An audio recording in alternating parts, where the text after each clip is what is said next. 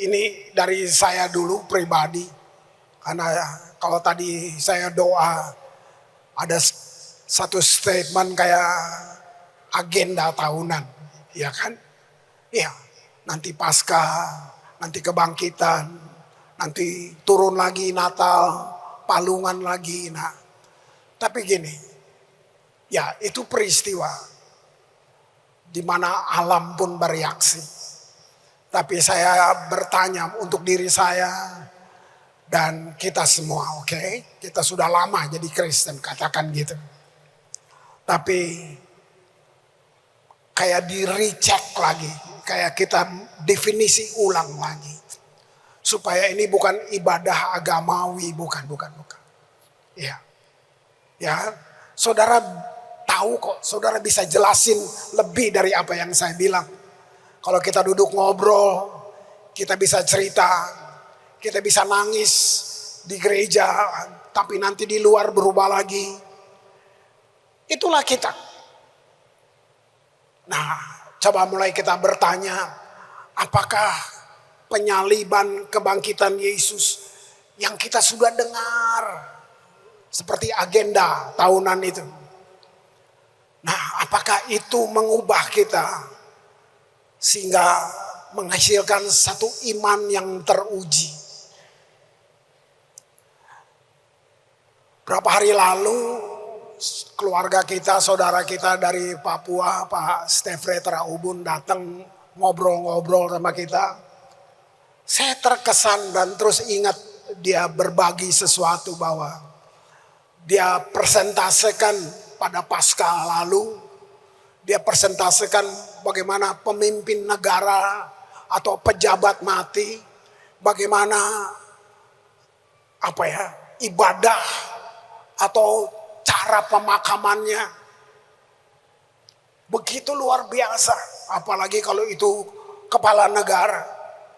Wah, berapa pasukan, berapa trompet, berapa semua mengiring jenazahnya ke pemakaman. Terus dia compare, dia bandingkan, dia kontrasin dengan waktu Yesus berjalan menuju maut. Nggak ada kayak gitu. Yang ada hujatan, cacian. Beda banget. Nggak ada penghormatan. Terus itu saya bilang, aduh terima kasih. Kita tahu cerita ini. Tapi saya suka kayak itu fresh. Buat saya renungkan lagi. Raja-raja dunia pakai mahkota yang hebat, bertatakan permata yang mahal untuk menunjukkan kepada dunia betapa berharganya mereka sebagai raja.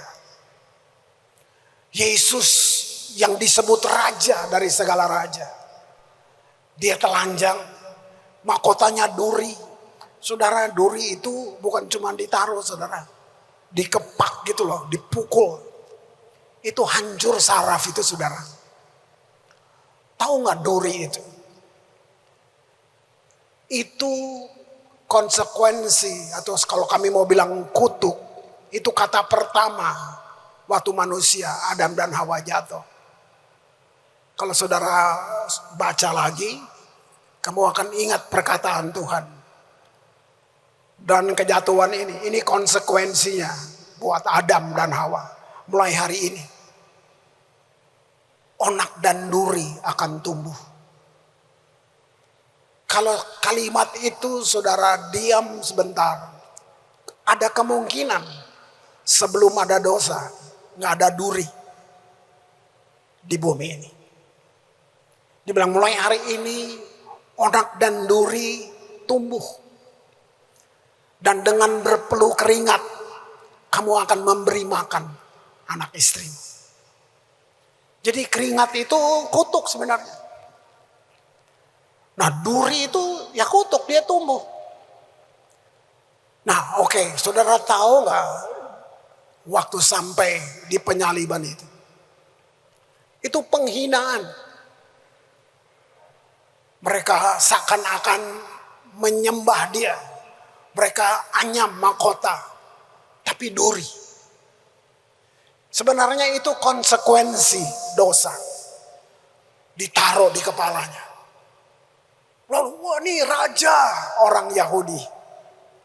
Yang saya mau bagi buat saudara, raja-raja dunia tadi pakai mahkota perhiasan yang mahal itu untuk menunjukkan mereka mahal, mereka hebat.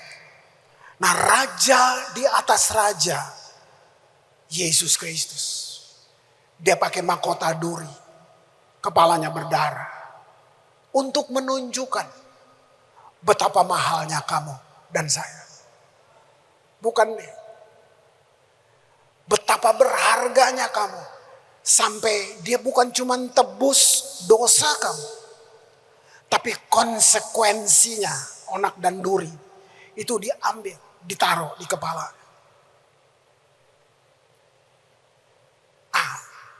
Renungkan ini. Kiranya ibadah-ibadah Paskah semua ini, dia melahirkan sesuatu dari kita. Artinya iman kamu teruji, kira-kira gitu.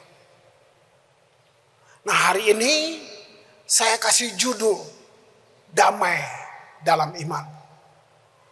Karena cuman ini, nggak ada yang lain. Setelah semua dia buat kamu, dia mati, dia bangkit, semuanya dia buat.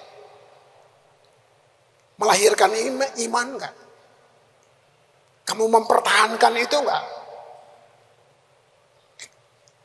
Iman memiliki banyak sisi. Iman punya banyak sisi. Tidak selalu terlihat, tidak terdengar, dalam setiap situasi. Gitu. Seperti itu. Kadang iman kedengarannya lantang, kadang diam, kadang bisa dilihat dengan mata, kadang nggak tampak sama sekali. Itu sebabnya kita nggak bisa menghakimi orang. Kamu kurang iman sih, nggak bisa. Jangan. Lihat diri sendiri aja. Karena nggak bisa disamakan, nggak bisa. Kalau kamu belum kayak saya, kamu belum beriman. Jangan ikut yang kayak gitu. Jangan dengar yang kayak gitu. Ya, sangat tidak baik kalau kita membuat batasi iman dengan bentuk yang selalu bisa dilihat atau kelihatannya sama semuanya gitu. Karena iman itu segalanya. Tuhan kita nggak kelihatan kan. Nah, itu dia. Semua yang kamu pernah dengar dari sekolah minggu, apakah dia sudah menghasilkan sesuatu? Kamu punya iman yang teruji oleh apapun. Minggu lalu saya masih bilang kita bisa kok gagal, tapi second chance selalu ada. Bangkit lagi, bangun lagi. Hanya satu, begitu putus napas, udah final, nggak bisa dirubah. Selagi ada napas, selalu ada kesempatan. Sebab begitu kamu mati, nggak bisa, udah selesai. Mau kamu bikin ibadah sehebat apapun percuma. Nah, jadi kalau kita dalam ibadah kematian itu yang kita doakan yang hidup, yang mati udah nggak bisa dirubah. Kamu mau bikin salib sebesar tiang listrik setinggi tiang di kuburan, nggak ada artinya. Kamu taruh tabur bunga seperti, nggak ada artinya, nggak bisa. Kamu udah nggak bisa dirubah, itu udah final. Selagi kamu hidup, itu, saya kamu hidup, bisa salah, sangat bisa, sangat. Tapi selalu, saya ulang yang kemarin, selalu ada second chance, gitu. Nah, ini terjadi dengan Israel. Saya cuma ambil ini untuk contoh. Tuhan kasih semuanya, tapi mereka tetap masih pilih yang lain. Nah, apa bedanya dengan kita? Yesaya 30 ayat 15. Ini dia. Beginilah firman Tuhan Allah yang Maha Kudus, Allah Israel. Tuhan bilang gini, dengan bertobat dan tinggal diam, kamu akan diselamatkan. Gak ada yang lain. Mujizat terbesar bukan bangkit, bukan sembuh, bukan. Mujizat terbesar itu pertobatan. Itu mujizat terbesar. Karena bertobat itu membuka semua pintu yang Tuhan sudah siapkan buat kamu. Termasuk pintu untuk masuk dalam hidup yang kekal. Dengan bertobat dan tinggal diam, kamu diselamatkan. Dalam tinggal tenang dan percaya terletak kekuatan. Bagus kan? Lihat kalimat akhir. Tetapi kamu enggan. Jadi Tuhan kasih semuanya, tapi dia enggak kendalikan, kontrol kamu. Ada kehendak bebas, kamu bisa tolak. Ini Israel, bangsa pilihan. Tapi kamu enggan. Itu. Makanya saya mau bilang, selagi ada napas, kayak selalu kamu mesti definisi ulang. Saya bangun pagi, baca ini untuk diri saya dulu. Sebelum saya ngomong dengan kalian. Gitu. Persoalan, ujian, penderitaan sering kali terjadi. Ini tentang kita. Penderitaan kita bukan karena pengorbanan. Bukan. Tapi lebih pada kita nggak mau dengar Tuhan.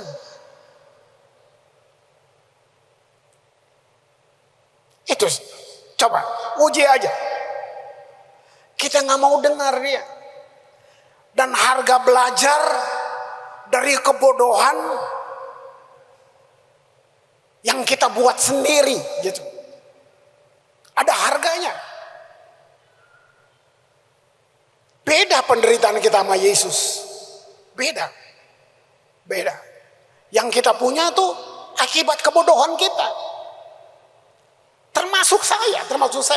Saya bisa berkhotbah di depan. Masih bisa bikin bodoh. Masih. Nah, kali ini iman ini maksudnya gini. Yesus sudah buat semuanya kan. Udah semua. Dia kasih nyawanya. Dia mati. Nah, jadi apa yang penting? Iman itu. Kamu percaya enggak? Nah, percaya kamu ada buahnya enggak? Kalau cuma mengaku, mesti ada buahnya dong. Nah, jadi iman yang paling kuat enggak butuh perayaan, enggak butuh. Bukan untuk dipamer. Tapi gini, ketenangan, kepercayaan. Ini dia. Kepercayaan diri sendiri ya. Itu sumber kekuatan kita. Dasarnya kamu tenang percaya apa? Ada sesuatu di dalam kamu. Kehidupan itu ada di dalam kamu. Kepercayaan diri yang tenang. Itu iman.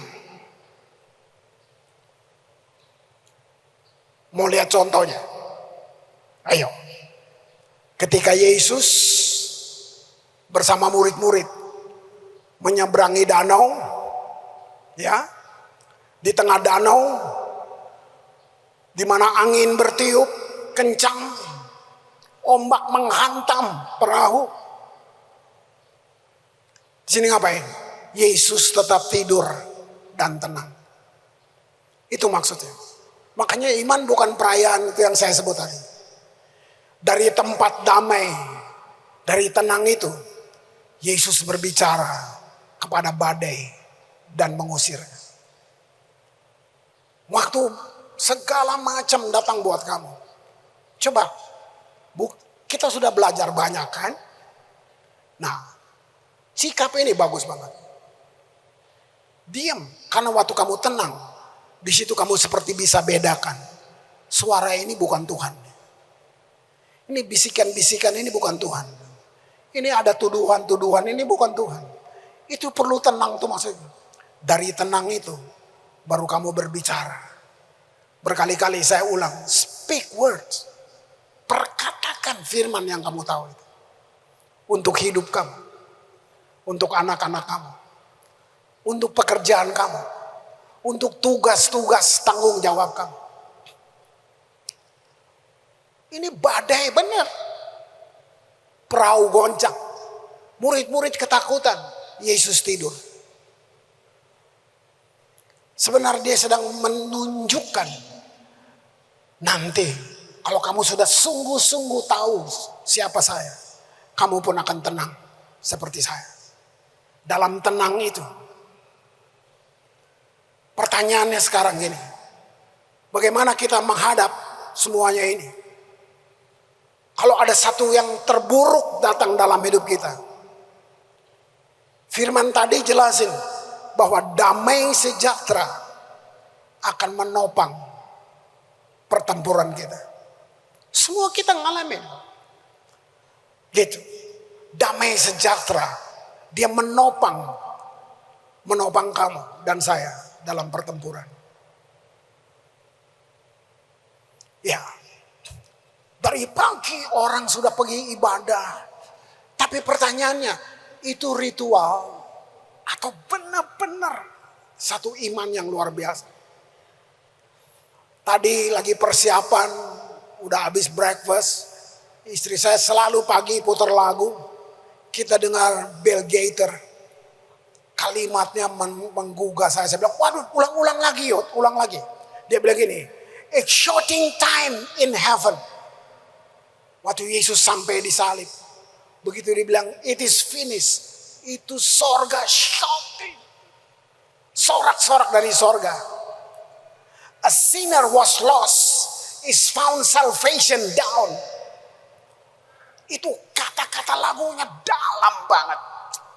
Saya bilang, wow. Sampai bilang, ulang lagi. Kita dengar lagi. Bayangin. Mungkin gak ada trompet mengantar dia pada kematian. Gak ada pawai, gak ada. Tapi sorga bersorak-sorai. Bahkan sempat gempa bumi terjadi. Alam bereaksi. Roma 5 ayat 1. Sebab itu.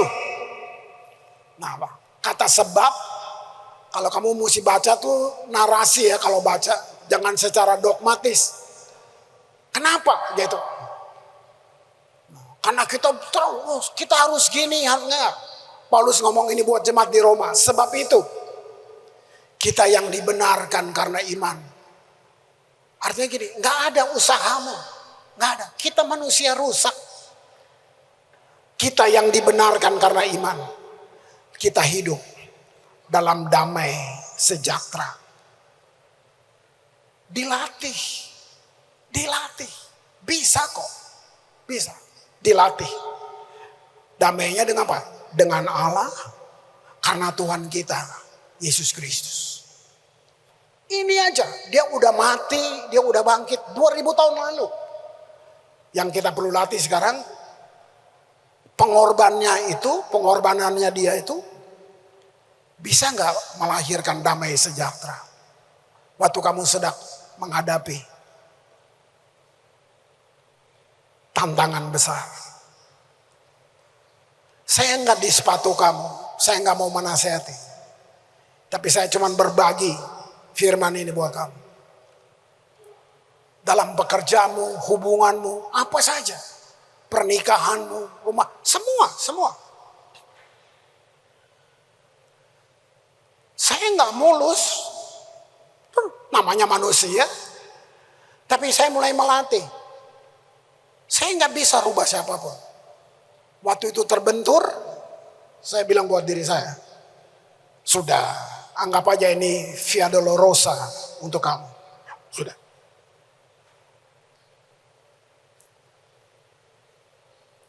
Jadi. Kalau enggak kita baca. Tapi dia nggak berakar di dalam kita. Sebab gini, kalau nggak ada damai sejahtera, artinya tidak ada kepastian di dalam kita. Kepastian untuk menang.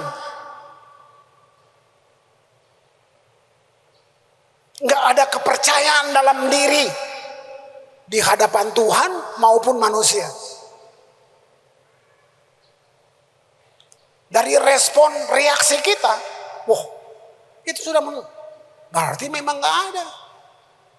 Saya bisa ngomong yang bagus, tapi begitu sesuatu menyerang saya, respon saya yang menentukan.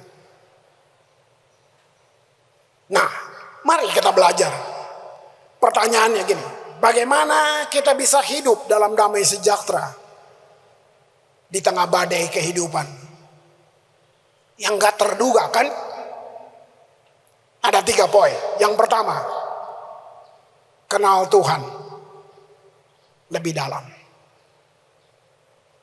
Nah, nanti kamu definisi lagi. Bukan mengenal secara intelektual. Kita punya semua. Kita bisa cerita hebat, kasih kesan bagus. Siapa Tuhan? Kamu bisa. Itu intelektual. Tetapi mengalaminya dalam hidup sehari-hari. Mungkin tante, om, oma, opa yang biasa aja. Kalian punya iman lebih hebat daripada anak-anak yang ngomongnya elegan, kelihatannya berpengetahuan, intelektual. Iblis nggak takut. Enggak. Iblis nggak takut. Mungkin kamu berdoa dan kamu pun bahasa daerah, ngomong, tapi kamu begitu percaya. Luar biasa, luar biasa. Wow, Yohanes 14 ayat 27. Damai sejahtera kutinggalkan. Dia nggak tinggalin yang lain. Damai sejahtera. Karena nggak ada yang bisa kasih. Manusia nggak bisa kasih. Bangsa dan bangsa buat perjanjian damai. Tempur lagi. Konflik lagi. Kita juga gitu. Lihat. Kutinggalkan bagimu. Damai sejahteraku. Kuberikan kepadamu. Dan apa yang kuberikan. Nah di sini bilang. Tidak seperti yang diberikan oleh dunia kepadamu. Dunia itu bikin perdamaian ada persyaratan. Itu. Jangan gelisah dan gentar hatimu. Luar biasa. Luar biasa. Kita udah tahu banyak. Kita sering baca mungkin. Tapi habis kita baca, siapa yang ambil tempat di sini? Nah, itu yang kita mesti jawab. Poin kedua untuk pertanyaan tadi, berjalan dalam iman. Ya, kamu masih punya mimpi untuk anak cucumu, keluargamu, kamu punya mimpi. Nah, makanya berjalannya apa? Dengan kekuatan kamu, tabungan kamu. Wah, orang mulai ketakutan. Pergi beli emas. Tiba-tiba lu mati besok. Lu kasih siapa tuh emas? Berjalan dalam iman. Nah, di sini iman yang Tuhan kasih. Gini, bukan rasa takut. Takut masa depan. Takut gagal. Takut kehilangan sesuatu. Takut itu dosa. Takut itu dosa. Kalau nyawanya dia kasih buat kamu, masa pemeliharaannya dia nggak kasih? Itu, sesimpel itu aja. Sesimpel itu. Sesimpel itu aja.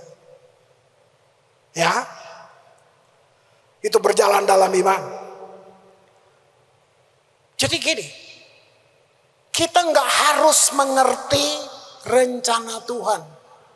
Banyak dia bicara, tapi kamu nggak ngerti. Nabrak akal sehat kadang-kadang.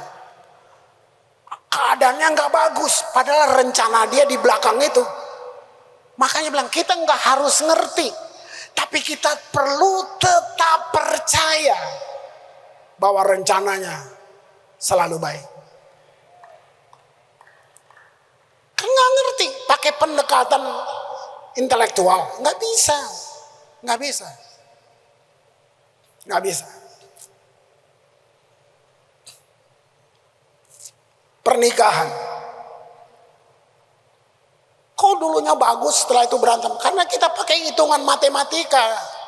Kita pikir 1 tambah 1 2. Dalam pernikahan menjadi satu daging itu never ending proses. Generasi siap untuk itu. Siap untuk itu. Jangan alasannya gue udah jomblo. Nggak ada kata jomblo di Alkitab, nggak ada. Kasih hidupmu, nanti kamu lihat. Kita nggak pikir pertikaiannya hal-hal yang kamu berharap nanti istrimu bangun pagi, bikin kopi sambil nyanyi. Kebanyakan nonton film Korea tuh, makanya gini. Nah.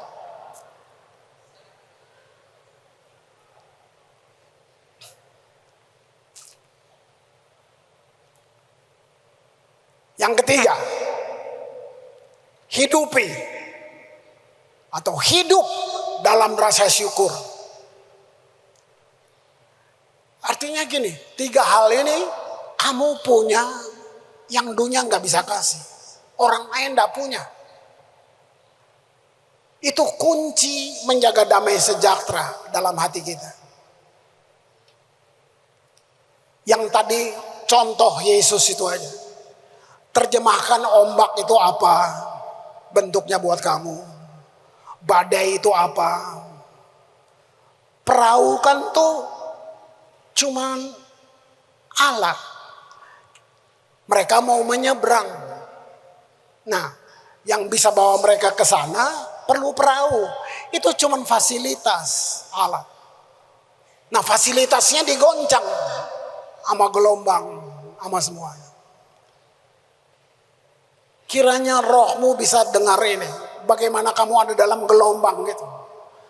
Tapi kita menggantungkan diri pada fasilitas itu. Yesus tidur. Sebenarnya dia mau kasih contoh buat murid-murid. Kamu kan murid. Ini pelajaran. Kamu dengar ya. Nanti kalau saya nggak ada, kamu akan ngalamin badai. Tapi kamu pernah lihat apa yang saya buat. Itu murid-murid itu Yesus belajarnya nggak kelas duduk ada meja guru, itu enggak. Yesus ngajarnya tuh langsung dalam hidup, langsung. Keren banget. Wow, bayangin belum pernah orang memang Yesus Tuhan terang aja pernah terjadi ada manusia namanya Petrus jalan di atas air. Pernah. Kan Petrus bilang, Tuhan kalau kamu suruh saya pasti jalan. Tuhan bilang, oke, jalan dia. Jalan. Terus dia gagu, jatuh. Tapi kan dia nggak tenggelam. Nah, Alkitab nggak cerita. Apakah waktu dia balik lagi ke perahu, dia angkat teman-temannya atau dia jalan lagi? Nah, itu kita nggak tahu. Nanti di sorga kita tanya dia ya. Petrus, cerita dulu bu. Ah, itu. Gitu. Nah, sekarang saya masuk menyambung semua yang kamu dengar dari kemarin. Oke? Kan iman kita diuji untuk murni. Jadi, saudara, belum tentu segala badai itu hukuman. Bukan. Ayo kita lihat. Sekarang Yesus ngomong dulu sebelum dia mati. Matius 26:31. Jadi di masa-masa penderitaan ini, Yesus bilang buat muridnya. Berkatalah Yesus kepada mereka, malam ini kamu semua akan tergoncang imanmu. Belum terjadi, Yesus sudah ngomong. Karena aku tergoncangnya apa? Karena aku. Karena Tuhan sendiri. Sebab ada tertulis, aku akan membunuh gembala dan kawanan domba itu akan tercerai-berai. Dia sedang kasih lihat satu peta di depan. Akan ada peristiwa seperti ini. Itu tentang iman. Dan kamu akan tergoncang. Nah, mau lihat responnya? Ayat 33. Ini responnya nih. Petrus, mama. Petrus nih kayak beta pun kakak aja nih. Petrus menjawabnya, biarpun mereka semua tergoncang imannya karena engkau, beta say. Sadap gak tuh? Ini ketong semua nih kayak gini nih. Aku sekali-kali, tapi masuk akal buat saya. Karena dia kan ikut Yesus. Dia jalan sama Yesus. Dia lihat mujizat. Dia lihat semuanya. Otomatis dia bisa bilang, enggak, saya enggak. Wah, terus 34. Yesus berkata kepadanya, aku berkata kepadamu, sesungguhnya malam ini sebelum ayam berkokok, engkau telah menyangkal aku 3 kali. Yesus ngomong lagi. Ayat 35.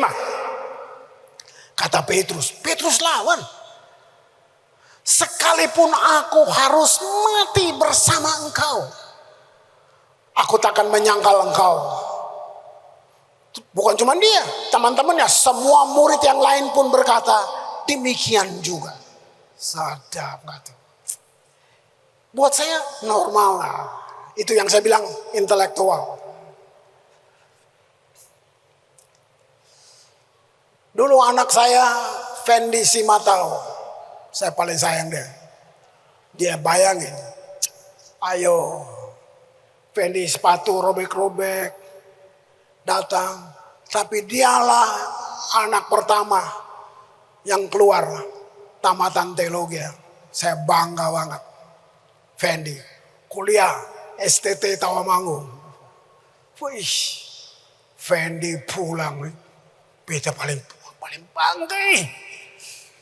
Satu kali kebaktian, Fendi kamu yang khotbah. Ini mungkin baru belajar Ibrani, Yunani, beta dengan dihormat, mama dia marah-marah, ibu ngomong Ibrani, nggak Fendi. Baru habis sekolah tuh mau kasih lihat. Habis itu dia turun di ruang kerja saya, dia tanya, Pak, beta kurang apa? Oh sih kurang ajar. Orang tua lagi duduk sih, saya bikin kayak dong bodoh. Tapi itu normal. Wah, dia jadi berkat. Pelan-pelan. Sekarang berapa tahun kemudian, ini pertemuan rock internasional. Fendi bagus. Tiba-tiba organisasi bilang gini, Pak Kris, boleh nggak kita utus Fendi ke Philadelphia, Amerika? Wih, beta bilang, banggai. Wah, dari Ambon nih, diutus ke Amerika. Tapi saya kayak, aduh, siapa lagi yang ganti Fendi? Kayak itu harapan. Jadi saya simpen, saya nggak ngomong. Pulang, lihat Fendi, aduh, mau ngomong, aduh. Terus ketong lagi makan, saya tanya, Fendi, saya cinta Ambon ke saya, harga mati Pak. Kamu lihat tuh, kayak Petrus kan, harga mati Pak. Betul, Pak Fendi, do minta saya pergi di Amerika, beta pergi Pak.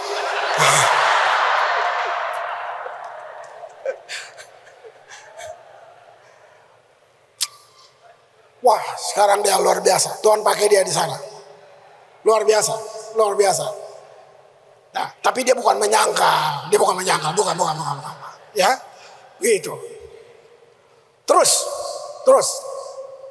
Dia menyangkal. Terus, ayat berikutnya. Sementara itu Petrus duduk di luar halaman. Datanglah seorang hamba perempuan kepadanya. Katanya, engkau juga selalu bersama-sama dengan Yesus orang Galilea itu. Terus, tapi ia menyangkalnya di depan semua orang. Aku tidak tahu apa yang kau maksud. Ketika ia pergi ke pintu gerbang, seorang hamba lain melihat dia dan berkata, orang-orang yang ada di situ, orang ini bersama-sama dengan Yesus orang Nazaret itu. Dia dengar itu. 72. Dan dia menyangkalnya pula dengan bersumpah. Bayangin, udah beda nih. Aku tidak kenal orang itu. 73. Tidak lama kemudian orang-orang yang ada di situ datang kepada Petrus dan berkata, pasti engkau juga salah seorang dari mereka. Itu nyata dari bahasamu. Maka mulailah kamu lihat ini. Gak mungkin kan Petrus mengutuk dan bersumpah, aku tidak kenal orang itu. Dan pada saat itu berkokoklah ayam. Wow. 75. Teringatlah Petrus akan apa yang dikatakan Yesus kepadanya. Sebelum ayam berkokok, engkau telah menyangkal aku 3 kali. Lalu ia pergi keluar dan menangis dengan sedihnya. Saudara, yang saya mau bilang di sini, kalau kita bilang apa? Parah kan? Itu kan kita. Selalu gitu. Selalu gitu. Dia bisa keluar. Cuma kalau kamu suka ya riset, apa yang bikin Petrus sampai gitu? Tahu nggak? Waktu dia sedang di gerbang itu, di situ Yesus disiksa. Belum pernah sejak lahir sampai dia ikut Yesus, belum pernah dia lihat ada penyiksaan terhadap manusia seperti yang dia lihat. Dia nonton cambukannya, dia nonton isiannya. Karena dia tahu Yesus Tuhan. Badai bisa teduh, gelombang bisa. Kenapa dia diam? Kenapa dia nggak bikin apa-apa? Nah itu saya bilang, pendekatan intelektual, pengertiannya gugur. Dia nonton. Yang dia tahu cuman sampai di situ, yang dulu-dulu. Makanya dia berani mengutuk. Tapi beda dengan manusia. Yesus tahu sampai di kedalaman paling dalam. Kamu punya batin, kamu punya hati. Kalau kamu ikuti cerita ini, dia bukan cuma nangis. Dia kembali lagi ke profesi lamanya. Dia bilang, udah saya nggak sanggup ikut Yesus. Tapi mangailai. Dia pergi. Tapi ini orang punya karisma. Teman-temannya bilang ini, bete ikulai. Mereka ikut dia. Dia kembali ke profesi lama. Dia menyesal. Saya pengen supaya kamu ngerti Tuhan yang beda dengan siapapun. Orang cuma bisa menghakimi kamu. Tapi Tuhan lain. Mari, Petrus tidak menyangkal Yesus di depan Herodes. Dia nggak menyangkal Yesus di depan Pilatus, di depan imam-imam besar. Petrus menyangkal Yesus di depan pelayan-pelayan yang sederhana.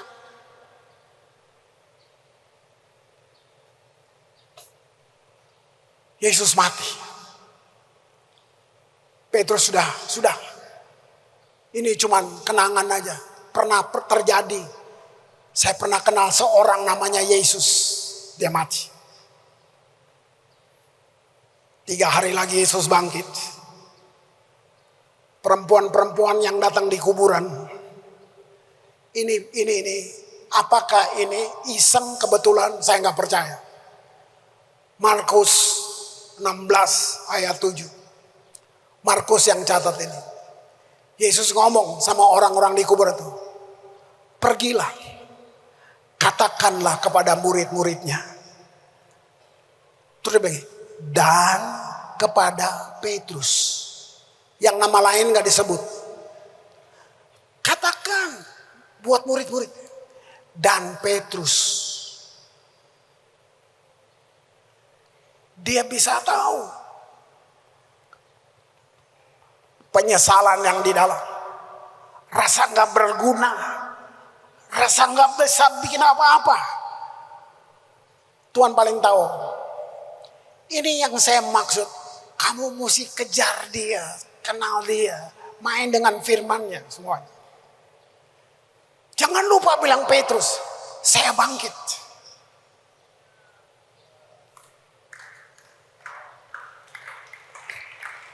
Kalau nggak ada pengalaman begini, kalau kamu nggak tahu hati Tuhan, kebanyakan kita seperti orang yang udah mati sebelum mati.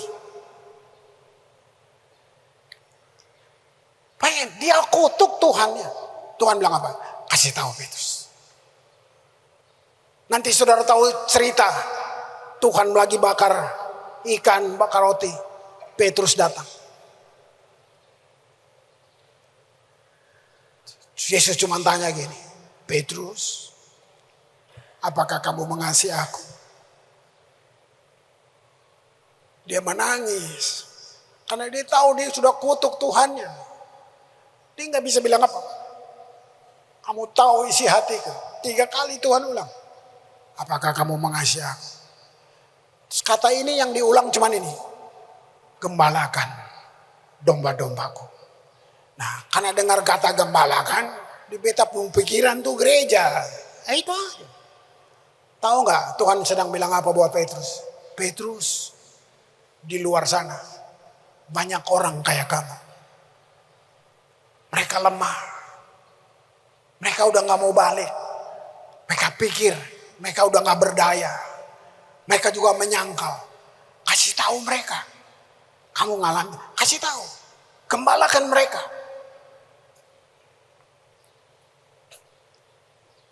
Mungkin teman kamu banyak orang yang kecewa. Kasih tahu mereka. Tuhan gak kecewa sama kamu.